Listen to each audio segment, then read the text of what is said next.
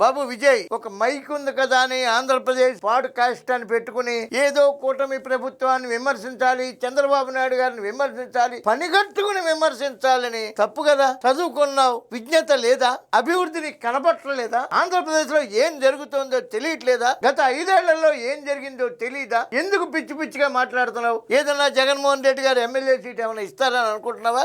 ఉన్నది ఏమైనా అమ్ముకుని నాశనం అయిపోతావు. ఏమైనా ఎకరం 2 ఎకరాల పొలం ఉంటే అమ్ముకుని నాశనం అయిపోతావు. ఇట్లాంటి పిచ్చబడులు చేయకో. ఏంటన్నాను? ఆంధ్రప్రదేశ్ లో మందుల కొరత, విశాఖపట్నం KGH లో మందులు ఇవ్వట్లేదు, డిస్పోజబుల్స్ కు డబ్బులు తీసుకుంటున్నారు అన్నావు కదా. నేను స్వయంగా విశాఖపట్నం KGH లో మాట్లాడి ఎంక్వైరీ చేశాను. ఒక త్రైమాసికానికి అంటే 3 నెలలకి 7 కోట్ల రూపాయలు ఫండ్ రిలీజ్ అవుతుంది. ఒక 3 నెలల్లో ఒక 10-20 లక్షలు ఎక్కువ కావచ్చు, ఒక 3 నెలల్లో మళ్ళా గవర్నమెంట్ కి రాస్తే ఇంకో 10-20 లక్షలు ఎక్కువ రావచ్చు. దాన్ని పట్టుకుని నువ్వు ఓపెన్ చేద్దాం, మన ఇద్దరం వైజాగ్ KGHకి వెళ్దాం. నువ్వు చెప్పింది నిజమైతే మీ నాయకుడు అపాయింట్మెంట్లు ఇవ్వడం, నేను ఇంటికి వచ్చి ఇంటి ముందు సాష్టాంగ ప్రమాణం చేస్తా. నువ్వు చెప్పింది అబద్ధం అయితే చంద్రబాబు నాయుడు గారు అపాయింట్మెంట్ ఇస్తారు. వచ్చి చంద్రబాబు నాయుడు గారికి సారీ చెప్తావా?